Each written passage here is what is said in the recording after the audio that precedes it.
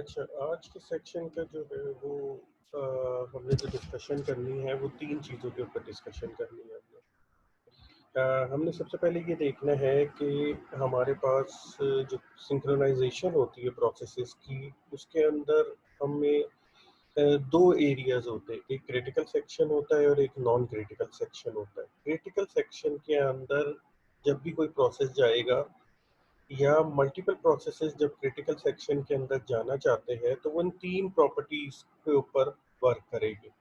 और अगर वो 3 प्रॉपर्टीज़ को मेक श्योर करते हैं तो इसका मतलब ये है कि हमें प्रोसेस की सिंक्रोनाइज़ेशन का कोई प्रॉब्लम नहीं होगा।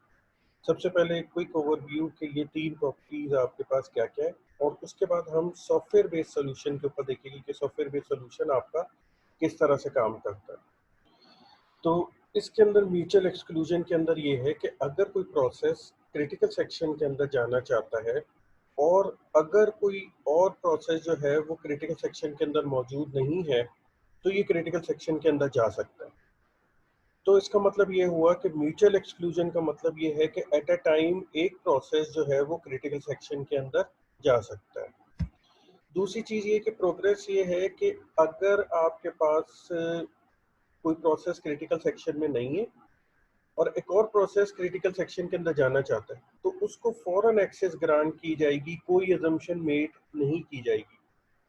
इसको और डिटेल से देख लेते हैं। प्रोग्रेस का मतलब ये है कि अगर प्रोसेस P1 ने कहा कि जी मुझे क्रिटिकल सेक्शन रिक्वायर्ड है, क्रिटिकल सेक्शन हमने पहले बात की थी कुछ भी हो सकता है, मेमोरी हो सकती है, कीबोर्ड हो सकता है, हार्डवेयर हो सकता है, कोई भी ऐसी रिसोर्स जो कि आपके पास शेयर्ड रिसोर्स होती है प्रोसेसेस के साथ।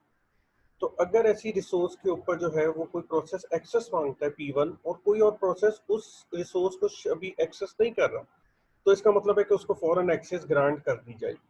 तो इस प्रोसेस को कहते हैं कि प्रोग्रेस आपके पास जो है वो इंश्योर होनी चाहिए क्रिटिकल। बाउंडेड वेटिंग के अंदर ये होता है कि अगर एक प्रोसेस आपके पास क्रिटिकल सेक्शन के अंदर मौजूद है और वो आपके पास जाके उधर होल्ड कर गया है और इनफाइनाइट टाइम के लिए वो उधर बैठना चाहता है तो उसको अलाउ नहीं किया जाए। तो हम ये चाहते हैं कि जो भी प्रोसेस क्रिटिकल सेक्शन को एक्सेस करे वो फाइनाइट टाइम के लिए एक्सेस करे। ठीक है, तो फाइनाइट टाइम के लिए वो अपने प्रोसेस को एक्सेस करें और अगर वो फाइनाइट टाइम से ज़्यादा आपके पास टाइम ले रहा है और उसके बाद जो है वो उसको उधर से एग्जिट करा दे।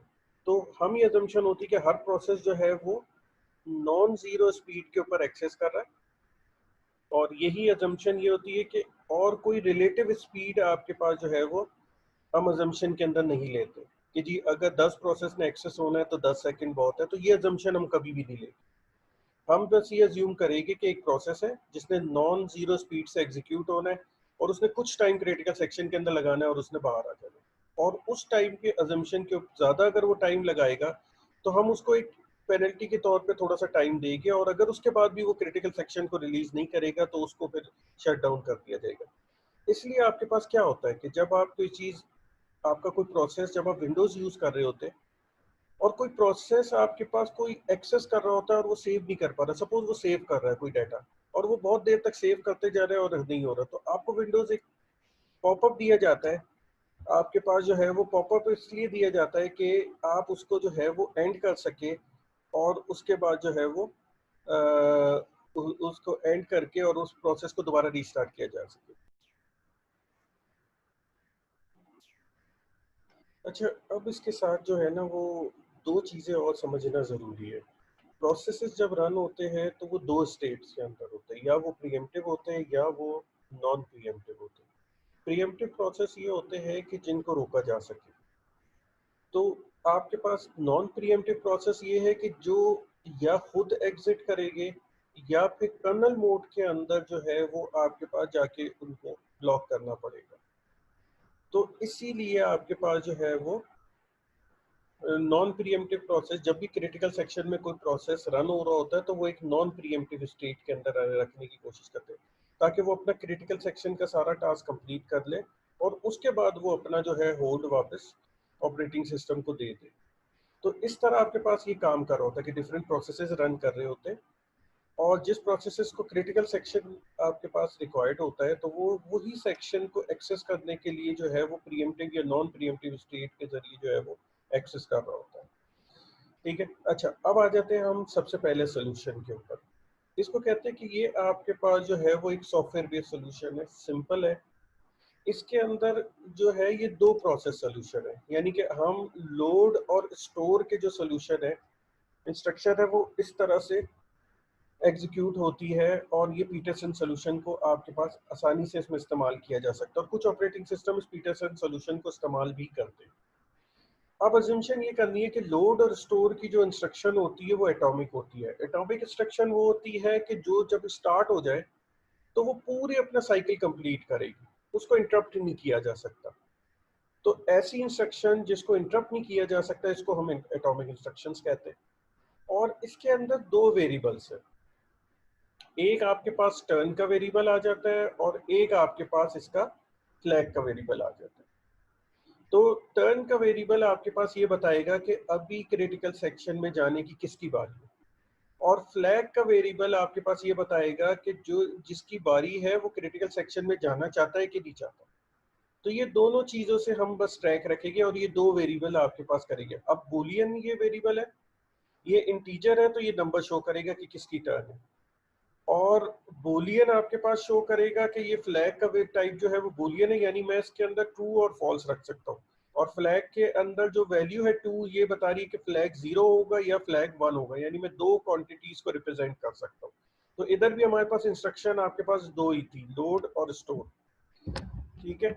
तो ये हमारे पास इस तरह से ये दो वेरिएबल्स जो है वो इस पीटरसन सॉल्यूशन के अंदर इस्तेमाल होते हैं, और हमारा ये जो क्रिटिकल सेक्शन का इशू है या सिंक्रोनाइजेशन का इशू है वो आपके पास इधर से कवर हो जाता है। ठीक है। तो इसके अंदर क्या होगा कि फ्लैग का array indicate if a process is ready to enter the critical section, तो हम उस सेक्शन को फ्लैग को क्या कर देंगे, ट्रू कर देंगे। और इससे इम्प्लाइज होगा कि जो प्रोसेस पी आई है, यानी कि आई वाला जो है वो आपके पास रेडी है क्रिटिकल सेक्शन के अंदर जाने के लिए। आया आई 0 भी हो सकता है और 1 भी हो सकता है, अगर लोड स्टोर की केस के अंदर बात करें। इसके अंदर क्या होगा, ये देखिए ये एक इनफाइनाइट लूप है, डू और वाइल के दरमियान ट्रू लिखा हुआ है, तो इसका मतलब है कि ये इनफाइनाइट चलता रहेगा, यानी एक प्रोसेस जब तक रनिंग स्टेट में होगा वो बार बार क्रिटिकल सेक्शन में जाने की कोशिश करेगा। अब वो कैसे करेगा, वो सबसे पहले आएगा और अपनी स्टेट को वो ट्रू कर देगा और ये बताएगा कि जी मैं क्रिटिकल सेक्शन के अंदर जाना चाहता हूँ, इसलिए मैंने अपनी स्टेट को ट्रू कर। टर्न वो क्या करेगा, जे की करेगा, अपनी बारी नहीं ले सकता, वो दूसरे को बारी देके चेक करेगा कि भाई उसको तो क्रिटिकल सेक्शन के अंदर जाना तो नहीं था, या वो ऑलरेडी क्रिटिकल सेक्शन के अंदर मौजूद तो नहीं है। तो उसने टर्न की वैल्यू को जे कर दिया, उसने अपनी टर्न जो है वो दूसरे वाले को दे दी। अब इसमें दो ही है, आई और जे। उसके बाद एक वाइल का लूप लगाया और इधर सेमी कॉलन लगा दी। वाइल का लूप ये करेगा कि ये दो कंडीशंस को टेस्ट करेगा, जब दोनों ट्रू आएगी तो ये पूरा का पूरा ट्रू आ जाएगा और एक इनफाइनाइट लूप चलता रहेगा। जैसे इसको हम देखते हैं, फ्लैग जे, फ्लैग जे क्या है, अगर फ्लैग जे ट्रू है, फ्लैग जे ट्रू का मतलब क्या है कि जे जो है वो क्रिटिकल सेक्शन में मौजूद है और ये वाला जो प्रोसेस है वो आई है। तो अगर जे क्रिटिकल सेक्शन में मौजूद है और टर्न भी जे की है क्योंकि हमने ऑलरेडी सेट की हुई थी, तो ये दोनों केसेस के अंदर क्या होगा कि आपके पास जो है वो ये दोनों ट्रू हो जाएगी, ये भी ट्रू हो जाएगा, ये भी ट्रू हो जाएगा, और ये इनफाइनाइट लूप चलता रहेगा। तो हमें क्रिटिकल सेक्शन में ही जाने नहीं देगा। तो अगर जे क्रिटिकल सेक्शन में मौजूद है, और हमें किस तरह पता चला कि जे क्रिटिकल सेक्शन में मौजूद है, कि उसके फ्लैग की वैल्यू ट्रू है। तो ट्रू के केस में ये ट्रू हो गया और ये ट्रू हो गया, ट्रू एंड ट्रू, तो टोटल ट्रू हो गया। तो ये इनफाइनाइट लूप आपके पास चल पड़ेगा। और जब ये इनफाइनाइट लूप आपके पास चल पड़ेगा तो उस केस के अंदर क्या होगा कि वेट करेगा जब तक फ्लैग की वैल्यू फॉल्स नहीं हो जाएगी। तो जे जब क्रिटिकल सेक्शन से बाहर आएगा और अपने कोड में वो इस जगह जाके अपनी जे को जो है वो फॉल्स करेगा, तो इधर फॉल्स आ जाएगा। और इस फॉल्स के अंदर जो है वो जब ये फॉल्स हो जाएगा तो फॉल्स की वजह से जो है वो ये फॉल्स होगा, ये ट्रू होगा, तो false and true total false हो जाएगा। जैसे ये कंडीशन फॉल्स होगी आप व्हाइल लूप से बाहर आ जाएंगे। जब आप व्हाइल लूप से बाहर आ जाएंगे तो उस केस के अंदर आपका क्या होगा कि आप क्रिटिकल सेक्शन के अंदर इंटर कर गए, और क्रिटिकल सेक्शन के अंदर आपने इंटर करने के बाद आप लोग जो है वो इधर क्रिटिकल सेक्शन में अपना टास्क कंप्लीट करेंगे, और आई फ्लैग आई जो आपने पीछे ट्रू किया था वो अब आप इधर फॉल्स कर देंगे, और फॉल्स करके कहेंगे कि जी मेरी बारी अब खत्म हो गई, और अब जो है वो रिमाइंडर सेक्शन आपके पास जो है वो रन करेगा और इस तरह ये कंप्लीट हो जाएगा। ठीक है, ठीक है। तो इस तरह से आपके पास जो है वो ये सारा टास्क आपके पास ये कंप्लीट होगा, और ये बड़ा एक सिंपल सा जो है वो आपके पास दो वेरिएबल्स को यूज करते हुए हमने सिंक्रोनाइजेशन के प्रॉब्लम को सॉफ्टवेयर के अंदर सॉल्व कर लिया। और इसीलिए आपके पास जो है वो कौन कौन सी कंडीशन हमारे पास देखे करता है, आपका ये प्रोवाइड कर रहा है क्रिटिकल सेक्शन की रिक्वायरमेंट को मीट कर गया, यानी कि म्यूचुअल एक्सक्लूजन को मीट किया इसने, यस। क्योंकि एट अ टाइम क्या हो रहा है कि एक ही प्रोसेस जो है वो क्रिटिकल सेक्शन के अंदर जा सकता है, दूसरा प्रोसेस नहीं जा सकता। क्योंकि हमने दूसरे प्रोसेस को होल्ड किस तरह से किया था, वो प्रोसेस को हमने इधर वाइल के इनफाइनाइट लूप के अंदर उसको एंगेज कर दिया था, तो वो हर दफा बस इस वाइल के लूप के अंदर एंगेज रहा जब तक उसका दूसरा प्रोसेस क्रिटिकल सेक्शन से बाहर नहीं आ गया। तो इस तरह म्यूचुअल एक्सक्लूजन भी हमारे पास इधर हो गई। प्रोग्रेस की रिक्वायरमेंट आपके पास जो है वो इधर भी सेटिस्फाई हो गई, और बाउंडेड वेटिंग भी जो है आपके पास इधर मैच कर गई, क्योंकि कोई भी प्रोसेस के कोड के अंदर कोई इनफाइनाइट ऐसे लूप नहीं है कि जिसके जरिए वो इनफाइनाइट अपने क्रिटिकल सेक्शन के अंदर आए। तो ये इस तरह से आपके पास सॉफ्टवेयर बेस्ड सोल्यूशन आपका काम करता है। तो नेक्स्ट लेक्चर के अंदर हम इसको जो है वो हार्डवेयर बेस्ड सोल्यूशन आपके पास इधर देखेंगे।